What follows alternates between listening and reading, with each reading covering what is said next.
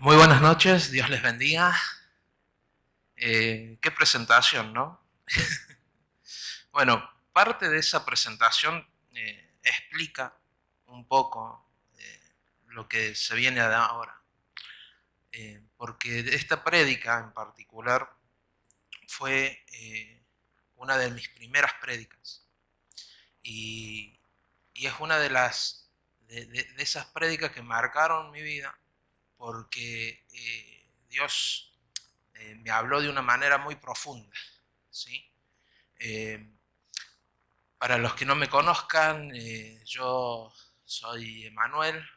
Para los que nos estén escuchando por radio, he estado hace un tiempo estudiando en el Instituto Bíblico en el IBRP, en Buenos Aires, y soy tercera generación de cristianos aquí en la iglesia, en la familia en realidad.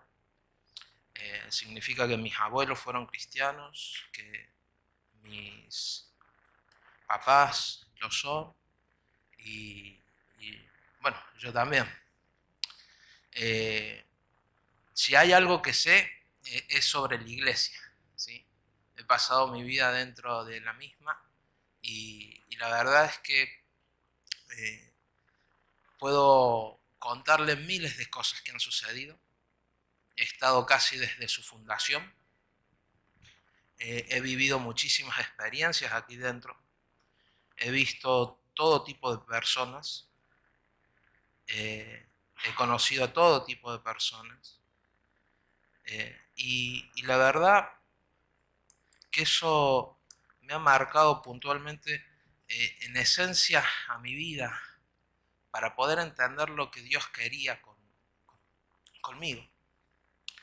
Eh, Porque uno dice, bueno, desde uno, si nació en una casa cristiana, dice, bueno, pues es que será cristiano toda su vida, ¿no? O sea, ya nació allí. Y no, la verdad es que uno podría nacer en un garage y no ser auto. Entonces, uno puede nacer en una familia cristiana y no necesariamente ser cristiano. Eh, y la verdad es que mi tiempo de conversión, si se podría decir así, eh, estuvo, estuvo en un proceso a través de mi adolescencia. Eh, por ahí me costó muchísimo y creo que fue un primer momento en un encuentro de jóvenes. ¿Sí? Creo que fue el primer encuentro de jóvenes que hicimos aquí en la iglesia. Eh, que lo hizo mi tía Mariana, mi tío Martín. Y la verdad es que el Señor allí en ese momento me marcó en mi vida y puso en mi corazón una palabra, me puso la palabra pastor. Y la verdad es que desde ese entonces empecé a luchar muchísimo con esa palabra, empecé a luchar muchísimo con eso que el Señor me dio. Y en esencia porque conocía lo que era la vida de un pastor, ¿no? Conocía lo que era la vida de mi papá y sabía lo que había sucedido con cada uno de los hermanos de la iglesia y a veces el esfuerzo que él hacía y que sigue haciendo, ¿no? Sigue siendo pastor de la iglesia, pero y a veces lo desagradable del trabajo, como también las cosas agradables, pero eh, yo dije, no, yo no, eso no es para mí. Yo preferiría hacer algo más tranquilo. Intenté con la música y la verdad es que no me sale bien tocar ni siquiera un timbre. No, la verdad es que no. Y he tenido muy buenos profesores, ¿no? Ariel Vélez, uno de ellos, eh, hace un tiempo atrás sacó un disco, ¿sí? Sigue ministrando en la iglesia los domingos a la mañana. Eh, Otro de los profesores, ustedes ya lo conocieron, Josué Gijena, estuvo predicando el lunes. Él también, creo que él ya sacó dos discos. He tenido muy buenos profesores de música, pero sin embargo, no, músico no fui. eh, intentado desde otras áreas, diciendo, bueno, me hago maestro. Y la verdad es que enseño, sí, cierto, pero veo en los demás que hay personas que tienen más carácter, más organización, más manera de llegarle a la gente. Son mucho mejores profesores que yo. A pesar de que sí es cierto, tengo el conocimiento, tengo la capacidad, pero no me cuesta eso que tienen los profesores, que no es fácil de entender y que solamente lo tienen aquellos que tienen vocación de eso. Sin embargo lo hago, estoy delante del instituto bíblico como director y como maestro en la escuela de vida. Hasta que llegue una mejor opción, ¿no? Hasta que el Señor nos mande un siervo más preparado y con más carácter o más carisma.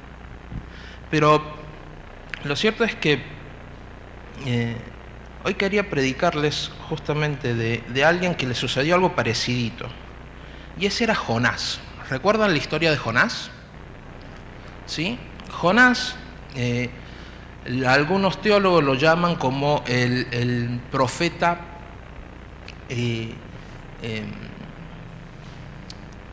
patriota, ¿sí? Porque el Señor le encargó algo particular y era ir y profetizar a no es una nación enemiga, pero en realidad eran enemigos íntimos, si se quiere decir así. ¿Por qué? Porque a Jonás el Señor lo mandó a Nínive, que era la capital de Samaria, y allí en Nínive tenía que predicarles porque el Señor le estaba dando un ultimátum, ¿sí? Le estaba dando la última oportunidad a Nínive. Les decía que si no se volvían al Señor, iban a ser arrasados. Si no se arrepentían, ellos iban a perecer. ¿Por qué? Porque en realidad, si bien Nínive tenía una gran población judía, en ese lugar se habían mezclado muchísimo las religiones. Entonces, ¿cómo se mezclaban las religiones? Y a través de las familias, ¿sí? Porque era un judío que se casaba con una mujer que no era judía y terminaban adorando a los dioses de la esposa, no del esposo, y así. Entonces, se habían mezclado las religiones y evidentemente el Señor eso no le gustó. Miren lo que dice Jonás, capítulo 1, versículo 1. Vino palabra de Jehová a Jonás, hijo de Amitai, diciendo: levántate y ve a Nínive, aquella gran ciudad, y pregona contra ella, porque ha subido su maldad delante de mí.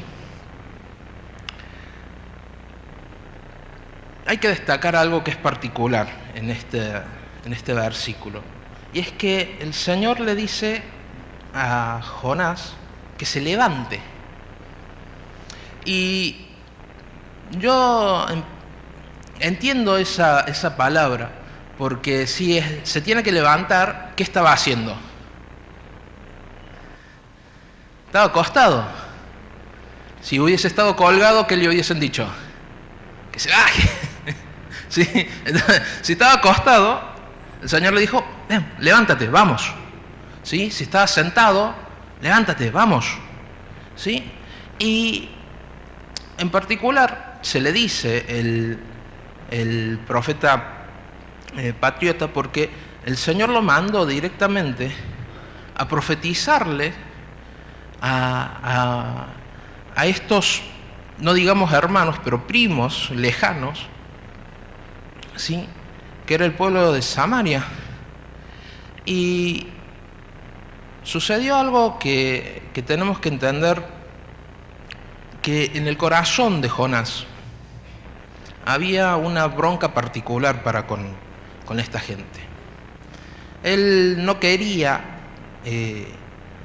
hacer eso. No quería llevarle la palabra de Dios o el mensaje de Dios a ellos, porque sencillamente si llevaba la palabra de Dios, ¿qué creen que iba a suceder?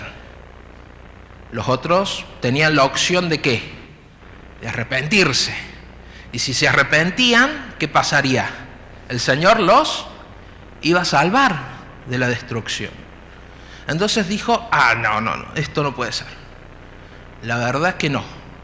Entonces agarró y hizo algo particular, se reveló a su llamado.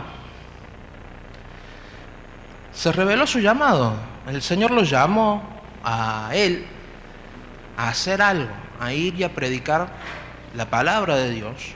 Y él se rebeló, no quiso ir. Dijo, bueno, Nínive queda para allá. Entonces yo voy a bajar a Tarsis, ¿sí? Y me voy a ir. Y efectivamente eso sucedió. Él tomó un barco a Tarsis y estando en el barco le sucedieron muchas otras cosas que ya las vamos a ir revisando. Pero lo que tenemos que entender de esta primera parte de su historia, que en realidad la historia tiene dos partes, es que él se revela al plan de Dios. ¿Sí? ¿Por qué? Y sencillamente porque hay algunas cuestiones de conformidad y de comodidad que él no ha sabido en realidad ligar. Es muy sencillo a veces estar allí sentado, ¿no? O sea, recibiendo de la palabra de Dios. Es muy sencillo a veces quedarse en esa posición, y yo durante mucho tiempo he querido quedarme en esa posición. Es más, con mi hermano Marcos jugábamos y decíamos, bueno, che, y si vamos a otra iglesia y nos hacemos los nuevos y nos sentamos ahí, a ver si nos miman, a ver si nos quieren. Porque uno dice, bueno, quisiera estar sentado y solo recibir, y por ahí eso nos tentaba y nos reíamos con eso y decíamos, bueno, la comodidad a veces que uno puede tener al decir, bueno, qué lindo que llegar y que todo esté preparado, ¿no? Ya están los músicos, ya están las luces, ya abrieron el lugar, ya está quien predique. Lo único que hay que hacer es sentarse y disfrutar de la reunión, alabar al Señor y nada más. Y yo creo que un poco de esto tenía Jonás, ¿no? Estaba en su comodidad diciendo, bueno, la verdad es que vaya a predicarle otro. La verdad es que esto de levantarme no me va. Y sin embargo, el Señor dijo, vamos, vas a tener que ir. Y a veces esa comodidad nos viene del mismo hecho de ser egoístas. En otros países, si usted se declarara cristiano, déjenme decirle que los perseguirían para matarlo. Aquí no. En otros países no podríamos estar reunidos así como estamos acá. Sin embargo, a veces eso nos pone en una posición de comodidad y decimos, bueno, lo importante es mi salvación. Yo voy a ir a la iglesia, yo voy a estar presente, yo voy a hacer... ¿Y los otros? Los que viven en Nínive, los que viven enfrente, los que viven en Gozo, ¿ellos tienen salvación? ¿A ellos les llegó la palabra de Dios? ¿Hay un Jonás que se las haya llevado? ¿O hay un Jonás cómodo que dice, bueno, Dios añadirá los que tenga que añadir a la iglesia?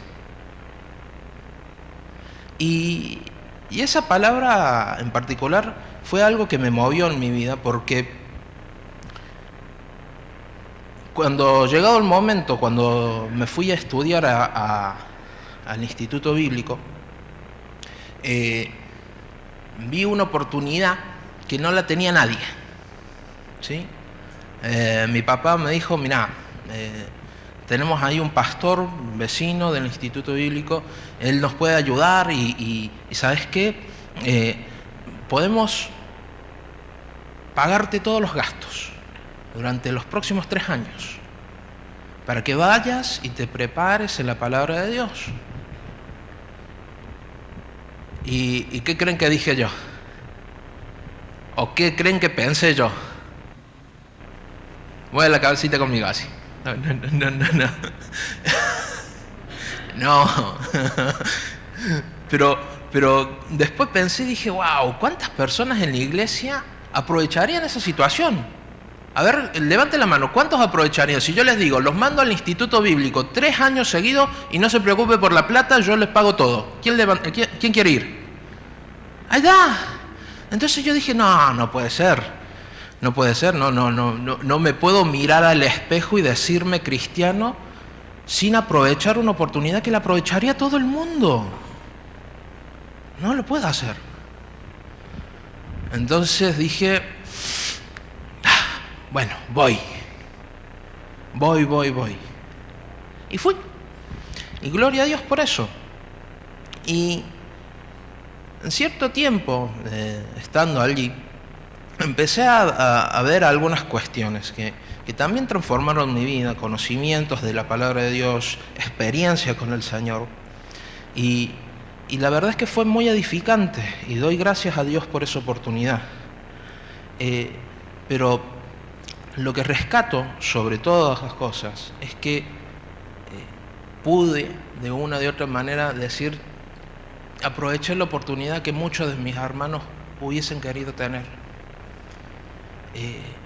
En honor a ellos, en honor a aquellos que no me han podido, yo lo voy a hacer. Y de una de otra manera dije, se lo debo a ellos. No puedo hacer lo que Jonás. No puedo quedarme quietito. No puedo quedarme cómodo. Tengo que ir y hacerlo. Y fui y lo hice. Ahora, él no es el único cómodo dentro de la iglesia, dentro de la Biblia, perdón. Quiero mostrarle alguno más. Primera de Samuel 1:9 dice, y se levantó Ana después que hubo comido y bebido en Silo, y mientras el sacerdote Elí estaba sentado en una silla junto a un pilar del templo de Jehová, ella fue al templo del Señor y empezó a orar, y a orar de una manera desconsolada, ¿sí? Empezó a llorar muchísimo. ¿Y por qué? Porque sencillamente ella era estéril y la otra esposa de su marido la molestaba. Penina la molestaba y le decía, vos no tenés hijo, ¿sí? Y la molestaba. Y imagínese usted una mujer con toda la rabia encima, con todas las broncas, bien sentida, bien dolida, porque alguien la molestaba, y alguien la molestaba con algo que ni siquiera ella podía controlar, ¿no? Con un problema médico. Entonces ante el Señor ella estaba volcando todo su corazón, desconsolada allí, y este sacerdote, Elí, que estaba sentado en una silla, acuérdense de ese detalle, porque sencillamente él estaba cómodo, la prejuzgó, la miró y dijo, esta mujer estaba borracha, esta mujer está tomada, mira cómo está, mira cómo grita, mira cómo llora. Entonces se paró y se fue hasta donde estaba y le dijo, oiga, sí, váyase cuando se le pase, vuelva, ¿sí? Cuando se le pase el alcoholismo, vuelva. Y allí, bueno, Ana le explica toda la situación. Disculpe. Le explica toda la situación. Y gracias a Dios, él ya tiene su milagro y consigue embarazarse. Pero el detalle no está en Ana ahora, sino en Elí. Elí tenía un par de hijos que sencillamente no se comportaban bien. Se prostituían mujeres en el mismo frente del templo, robaban de las ofrendas. Sin embargo, Elí seguía en su silla, tranquilo. Porque una de las cosas que hace el hecho de la comodidad es la insensibilidad. Te vuelve insensible. Total, yo ya estoy en la iglesia, mi salvación está asegurada. Y el resto, bueno, llegará. El resto en algún momento conocerán de Dios, alguien lo hará. No sé quién, pero alguien lo hará. Si Dios tiene misericordia de ellos, alguien irá.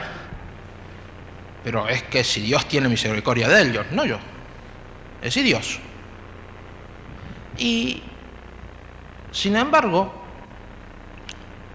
ese tipo de cosas te vuelve una persona apática, complaciente, porque sencillamente Elí nunca se fijó en las necesidades espirituales de sus hijos. Nunca se fijó en que sus hijos no estaban haciendo lo bueno. Y empezó a comparar a la gente y a juzgarla. A Ana la juzgó de borracha, sin conocer nada de ella. También minorizó los pecados de sus hijos, diciendo, bueno, si los otros también pecan, total.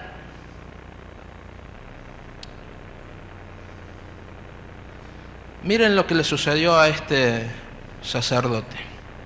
1 Samuel 4:18. Aconteció que cuando él hizo mención del arca, porque le tengo que explicar, antes de eso entraron en una guerra y al ejército de Jerusalén, sí, al ejército de los judíos, les quitaron el arca del pacto. Y en este versículo viene corriendo un emisario y le dice, Elí, mirá, nos quitaron en la guerra el arca del pacto. El arca que estaba en el templo, sí, nos la quitaron. Y tu yerno se murió también. Y ahí lo tienen escrito. ¿Qué sucedió con Elí? Elí cayó hacia atrás de la silla al lado de la puerta y se desnucó y murió, porque era hombre viejo y pesado, y había juzgado a Israel durante 40 años. Durante 40 años estuvo alguien en el templo, ¿haciendo qué? Sentado. El epitafio, si hubiesen puesto una roca y le hubiesen escrito un epitafio, tendría que haber dicho, murió como vivió, sentado. Miralo al que tenés al lado y decirle, no te mueras sentado,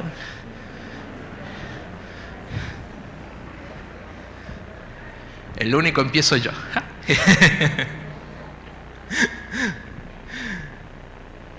Ahora, ese es el punto.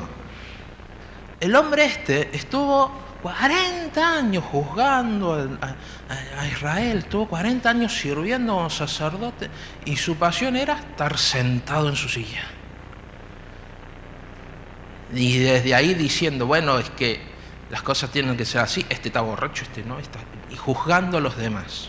Déjenme decirle, a los que están cómodos siempre tienen tiempo para juzgar a los demás. ¿Sabe usted? Es terrible. Otro de los puntos en el hecho del negar el llamado es justamente que este Jonás, que se negó a ir a Nínive, que se negó a hacer caso, está en que el Señor ya lo había preparado para eso. Miren lo que dice Romanos 11:29. Porque irrevocables son los dones y el llamamiento de Dios. Amén. Estamos en la semana de santidad, ¿sí? ¿Saben lo que es ser santo? ¿Sí? Ser santo es portarse bien. No. Nosotros normalmente decimos, bueno, ese es un santito. ¿Por qué? Porque se porta bien. No, no es portarse bien. La palabra santidad significa apartado y dedicado a Dios. Por eso, porque está apartado y dedicado a Dios, es que se porta bien. No es que santo significa pórtate bien. ¿Sí? Es apartado para Dios. ¿Sí? Seleccionado. ¿Usted alguna vez ha apartado algo? ¿Cuántos de ustedes han apartado parte del sueldo para un alquiler? ¿Sí? ¿O han apartado parte del sueldo para ahorrar algo? Bien. Ahora, cuando uno aparta algo, ¿sí? O una porción de comida para alguien, ¿qué sucede? Nosotros la apartamos. ¿Cuál es la idea? ¿Usarla en qué? En el propósito en la que lo apartamos. Si apartamos la plata para un alquiler, es para eso, no para ir a jugar a la quiniela. ¿Sí? No es para gastársela. No, es que lo apartamos con un fin. Ahora, déjeme decirle que Dios a usted ya lo apartó. ¿Usted se dio cuenta cuándo? Usted está acá. Así de sencillo. No está en el mundo, no está haciendo otras cosas. Usted está apartado. ¿Para quién? Para Dios. ¿Cuándo? Ahora. Mirarle al que tenés al lado y decirle, ¿sos santo entonces? Bueno, no. Ahí entra la parte de la dedicación, ¿sí? Porque tiene dos partes el asunto. Algo es apartado y algo es dedicado. ¿Sí? Dios puede apartarte y decir, yo quiero que Nico haga esto. Ahora Nico puede elegir, ¿no? ¿Sí o no? Puede elegir dedicarse a cumplir la voluntad de Dios o puede decidir dedicarse a hacer lo que se le venga en gana. ¿Amén? Esa parte es la que nos toca a nosotros. ¿Qué creen que hizo Jonás? Se dedicó a hacer lo que se le dio la gana. Dijo, perfecto, yo me las tomo, yo me voy. Si el Señor me manda para allá, yo me voy para otro lado. Entonces, el Señor ya le había dado una palabra, ya lo había preparado. Y eso era irrevocable. Entonces Dios no lo iba a soltar. No le quedaba de otra.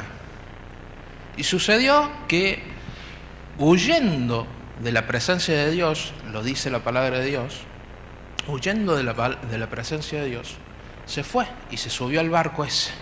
Y estando en el barco, vino una tormenta enorme, un gran viento, dice la palabra de Dios. Tan grande el viento que los marineros empezaron a tener miedo porque el barco se iba a romper, se iba a quebrar. Y ahí fue que el capitán del barco se fue a ver dónde estaba Jonás y lo encontró haciendo ¿qué a Jonás? Dormidito.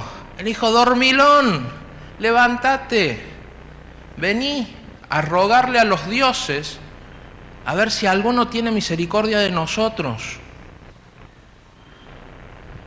Allí la palabra de Dios dice que, bueno, se sinceró Jonás y le dijo, wow, miren, la verdad es que es culpa mía, porque sucede que los marineros dijeron, bueno, vamos a echar suerte, ¿sí?, para ver quién es el culpable de esta tormenta. Y qué suerte que tuvo Jonás que le cayó a él. Qué suerte la de Jonás, ¿no? Ahora, ahí se sinceró y dijo, sí, la verdad, culpa mía, pero se sinceró con los marineros, ¿no? Nunca le pidió perdón al Señor. Le pidió perdón a las personas, nunca a Dios. Y le dijeron, ¿qué vamos a hacer contigo? No, es que me tienen que echar del barco. ¿Qué hicieron los marineros? No, mentira. Falta una parte. primero intentaron llegar al puerto, ¿sí? Son marineros, dijeron, no voy a echar a una persona. Pero como la tormenta se hacía cada vez más grande y cada vez más peligrosa, dijeron, no, listo, ya está, no se va a poder. Esto de llegar al puerto no se puede. La única que nos queda, ¿qué es? Al agua, pato. ¿Sí? Y allá fue Jonás. Y acordémonos de que él viene descendiendo, ¿no? Dijo, bueno, y de Jerusalén me vengo a Jope, que era el puerto, y de ahí me subo al barco para irme más abajo todavía, que era Tarsis. Y dentro del barco siguió descendiendo. Se fue adentro a dormir. Y del barco volvió a descender. ¿A dónde se fue? Al agua. ¿Y del agua a dónde se fue? Dice la palabra de Dios que el Señor tenía preparado un gran pez que lo tragó. Y estuvo dentro del pez 3 días y 3 noches. Algunos discuten, no, es que es una ballena y la ballena es un cetáceo. Y la verdad es que la Biblia no es un libro de biología, ¿sí? Entonces, dice pez. Era un animalito con aletas. ¿Qué pez habrá sido? La verdad que no sé. ¿Era una ballena? Tampoco lo sé. Era un pez, ¿sí? Ahora, lo que sí sabemos es que él estuvo allí 3 días y 3 noches. ¿Qué cree que hizo durante 3 días y 3 noches? ¿Qué haría usted dentro de un animalito 3 días y 3 noches? ¿Tomar un mate? ¿Ver el Facebook? ¿Qué haría? Orar como desesperado. Como la última vez en su vida. Porque casi que sería la última vez en su vida, ¿no? Pero no. El Señor tuvo misericordia de Jonás, ¿sí? Y le dio una segunda oportunidad. Mandó al animalito a vomitarlo enfrente de Nínive, ¿sí? Como a 3 días de viaje, como para que tenga tiempo para secarse y sacarse el olor a vomitada de pescado. Es feo el olor a pescado, ¿no? Y de vomitada de pescado, que será lindo, no. No. Ahora, lo soltó. Y allí sí, después de arrepentirse y de orar, lo que hizo Jonás fue ir hasta allá. Y allá se puso y pregonó y predicó y les dijo, arrepiéntanse, nacedores de maldad. Toda la prédica diciéndole, se tienen que arrepentir, muchachos. Si no se arrepienten, acá no queda uno vivo, acá se me mueren todos, el Señor me mandó, y me mandó tanto que me trajo en un pescado. Entonces, hizo la prédica, pero Jonás no tenía el corazón todavía convertido. Fue y lo hizo. No tenía ese deseo de compartir la palabra de Dios para que otro se salve. No tenía ese anhelo de decir, bueno, yo les voy a dar una mano, no quiero que se mueran. Y el Señor, ahí llega la segunda parte de la historia, y le da otra oportunidad para mostrarle cuál sería la idea del asunto. Dice de que Jonás agarró, hizo una enramada, que significa que montó un montón de ramas donde sentarse, y se sentó. Lo que siempre hacía. Le dijeron, levántate para ir a predicar, levántate porque estás en el barco y se está por hundir. Y se fue y se sentó de vuelta. No, un cabezón. No entiende. ¿Para qué? Para ver lo que sucedía con la ciudad. Porque dijo, bueno, listo, ok, yo ya prediqué. Si se arrepienten, gloria a Dios. Y si no, veo la épica de, no sé, una explosión o lluvia de fuego, qué sé yo, cómo el Señor los iba a destruir. Otro ejército que venía y destruía toda la ciudad. Y sucede que, ¿qué creen que pasó en Nínive? Se arrepintieron todos. Hasta el rey salió a decir, no, nadie coma ni beba ni los animalitos hasta que el Señor no los libre. Y se volvieron todos al Señor y se salvaron. Les duró unos pocos años también a los de Nínive, porque después también fue destruida por otra invasión, que bueno, ya eso es una cuestión más histórica, ¿sí? Pero volviendo a la prédica, entonces estaba afligido este buen hombre sentado ahí, y el Señor le quiso explicar de vuelta cuál era el asunto. Le dijo, mira cabezón, te voy a mostrar con otro ejemplito. Agarró y hizo que naciera una calabacera, ¿sí? Que le daba sombra. Todo un milagro, porque nació de un día para el otro la calabacera, ¿sí? Y él estaba cómodo debajo de su calabacera, sentado como siempre, para variar, y de pronto el Señor le mostró también y dijo, bueno, vamos a hacer un gusanito. Y el gusanito hirió la calabacera, o sea, se comió las raíces de la calabacera, y la calabacera se murió. Y enojadísimo, Jonás dijo, ¡ay! Todos los enojos encima. Por la calabacera, porque se murió por el gusano ese. Y ahí el Señor le dijo, mira, ¿es justificable tu enojo? ¿Por qué estás enojado? ¿Vos no le hiciste crecer a la calabacera? ¿Vos no hiciste nada por ella? Creció sola. Y si vos tuviste misericordia de esa plantita, ¿por qué yo no puedo tener misericordia de esa gran ciudad que era Nínive? Para salvar todas esas personas. El mensaje de todo el libro de Jonás radica en la misericordia.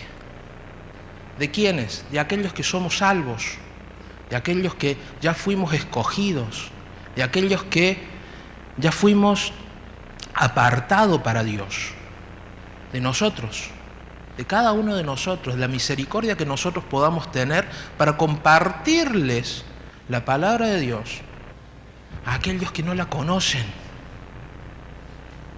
a aquellos que no saben, a aquellos que no tienen ni idea de que el día de mañana van a ver al Señor y le van a tener que explicar qué hicieron con su vida.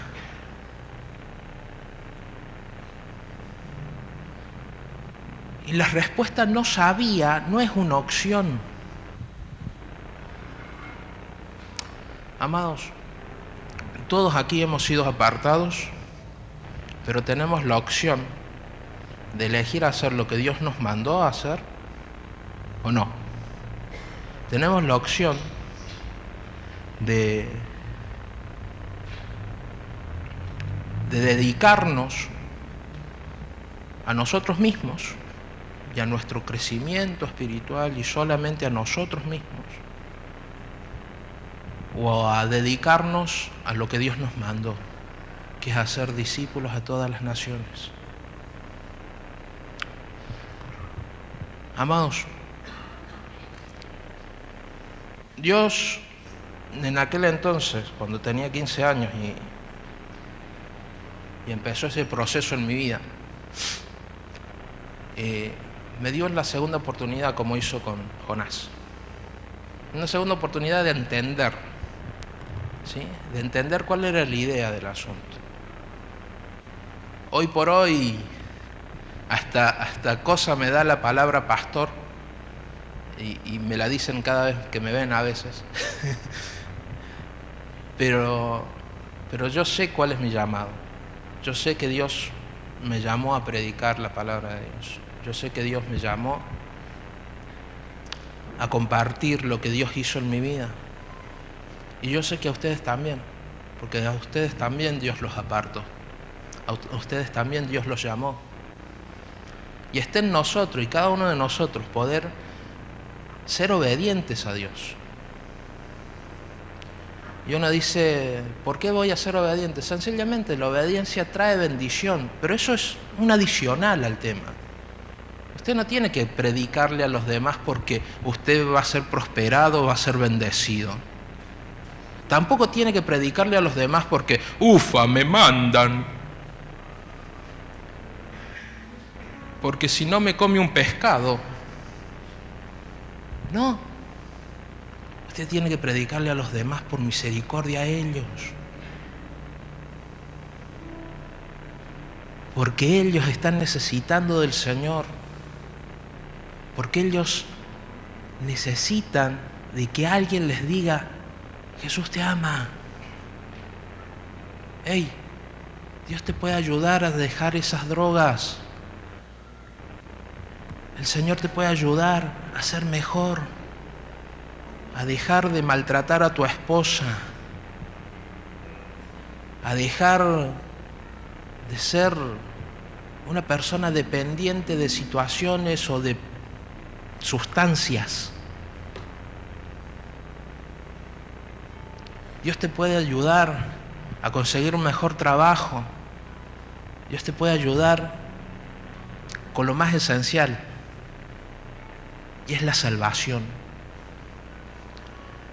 Amado, usted tiene que ser tranquilo en una cosa. Usted ya es hijo de Dios, amén. Usted quédese tranquilo en que el Señor ya lo va a bendecir, sí, que Dios lo va a prosperar, amén. Que Jesús murió en la cruz para que usted sea salvo, gloria a Dios. Pero los demás, esa Nínive que está allá afuera, que se llama Córdoba,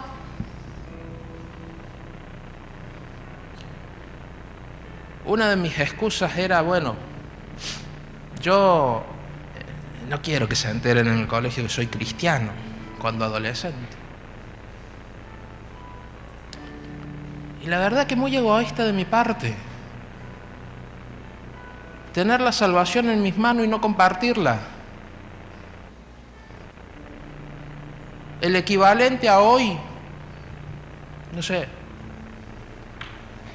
arruinar toda una partida de vacunas del Sputnik V.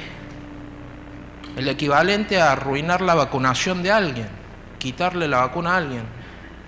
Es decir, che, ¿cómo harías eso? ¿Por qué harías algo así? Sin embargo, tenemos algo más grande que una simple vacuna, y a veces nos cuesta compartirla. A veces nos cuesta ir a la vecina y decirle, doña, ¿cómo está? Venga a la iglesia conmigo. Mire, yo no sé mucho de la Biblia, pero sí sé lo que Dios hizo en mi vida y quiero compartirlo con usted.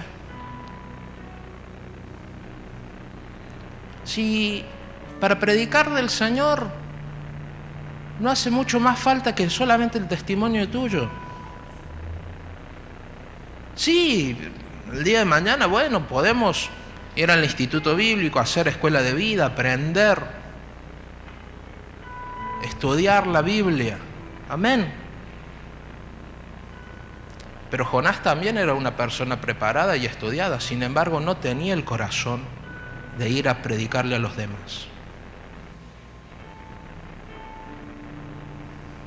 Y lo importante es el corazón.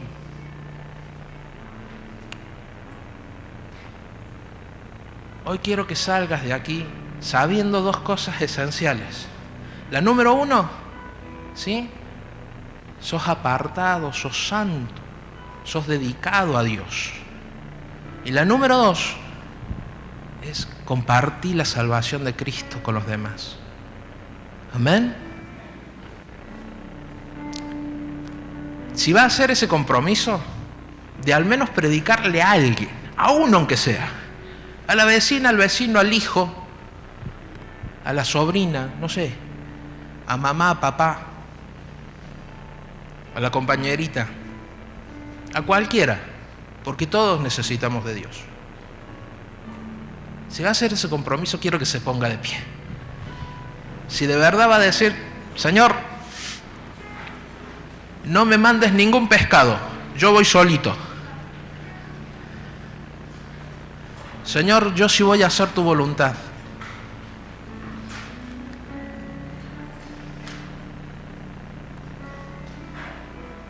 Señor, yo sí voy a ir a Nínive. Quiero que cierre tus ojos, solo un minutito. Y si alguna vez escuchaste la voz del Señor diciéndote que hagas algo